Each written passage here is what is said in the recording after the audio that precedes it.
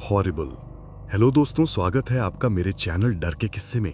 आज मैं आपके लिए लेकर आया हूं एक ऐसी आप बीती जिसे सुनकर आपको एक अलग सा डर महसूस होगा। तो हेडफोन लगा लीजिए और तैयार हो जाइए डर के किस्से सुनने के लिए। मेरा नाम अर्जुन है और जो मैं लिखने जा रहा हूं शायद आप उसे सिर्फ एक कहानी समझें, लेकिन मेरे लिए ये मेरी जिंदगी का सबसे डरावना सच है। मैं दिल्ली के एक पुराने फ्लैट में अकेला रहता था। ना कोई दोस्त, ना फैमिली पास, बस एक नौकरी और एक चुप सा कमरा। धीरे धीरे अकेलापन मुझे अंदर से खाने लगा। रातों को नींद नहीं आती थी। मोबाइल और लैपटॉप ही मेरी दुनिया बन गए थे। एक रात यूट्यूब स्क्रॉल करते वक्त मुझे एक अजीब वीडियो मिला, हॉन्टेड गेम करण पिशाची चैलेंज। वीडियो में कहा गया था कि अगर आप ये गेम रात 3 बजे खेलते हो तो आप एक ऐसी आत्मा को बुला सकते हो जो आपका अकेलापन दूर करती है, लेकिन बदले में कुछ लेती है। मैं हंसा, ये सब बकवास है, मैंने सोचा। लेकिन उस रात अकेलापन कुछ ज्यादा ही भारी था। 3 AM मैंने लाइट्स बंद की, सिर्फ एक मोमबत्ती जलाई और लैपटॉप पर वो गेम स्टार्ट किया। स्क्रीन पर एक अंधेरा जंगल था और एक आवाज आई, क्या तुम अकेले हो? मैंने मजाक में टाइप किया, हाँ। फिर लिखा आया, मैं तुम्हारे साथ हूं। उस वक्त मुझे हल्का सा डर लगा, लेकिन मैंने इग्नोर कर दिया। गेम के इंस्ट्रक्शंस अजीब थे। कमरे का दरवाजा बंद करो, पीछे मुड़कर मत देखना, जो भी आवाज आए इग्नोर करना। मैं खेलता रहा। अचानक मेरे कमरे के कोने से ठक ठक की आवाज आई। मैंने सोचा शायद हवा है, लेकिन मेरी खिड़की बंद थी। फिर लैपटॉप स्क्रीन ब्लिंक हुई और लिखा आया, तुमने पीछे देखा? मैंने नहीं देखा था, लेकिन अब डर बढ़ने लगा था। सुबह तक मैं सो नहीं पाया। जब नींद आई मुझे एक सपना दिखा। एक औरत, लंबे बाल, सफेद आंखें और मुंह टेढ़ा। वो मेरे बिल्कुल पास आकर फुसकाई, मैं आ गई हूं। मैं झटके से उठ गया, पसीने में भीगा हुआ।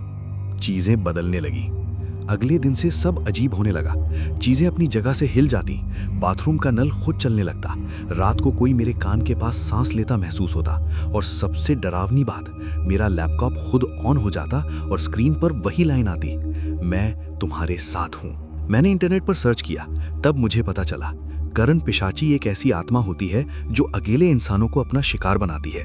वो उनके साथ चिपक जाती है, उनकी एनर्जी खाती है और धीरे धीरे उन्हें पागल बना देती है। और सबसे बुरी बात, वो तब तक नहीं जाती जब तक तुम उसे इनवाइट करते हो। और मैंने उसे बुलाया था। हादसा, एक रात मैं सोने जा रहा था, लाइट्स बंद थी। अचानक मुझे महसूस हुआ कोई मेरे बेड पर बैठा है। मैं हिल नहीं पा रहा था। धीरे धीरे मेरी आंखें खुली और मैंने उसे देखा। वही औरत मेरे ऊपर झुकी हुई, उसका चेहरा मेरे बिल्कुल पास। उसने हंसी और बोला, अब तुम कभी अकेले नहीं रहोगे। उसकी सांस ठंडी थी और उसकी उंगलियां मेरे गले को छू रही थी। मैं चीखना चाहता था, लेकिन आवाज नहीं निकल रही थी। अगली सुबह मैं सीधा एक पंडित के पास गया। मैंने सब बताया। उन्होंने कहा, तुमने उसे बुलाया है, अब उसे भगाना मुश्किल है, लेकिन एक तरीका है। उन्होंने मुझे कुछ मंत्र दिए और कहा, 7 रात तक बिना रुके जाप करो। कमरे में अगरबत्ती और दिया जलाकर रखो और सबसे जरूरी, उसकी तरफ देखना मत, चाहे वो कुछ भी करे। 7वीं रात सबसे डरावनी थी।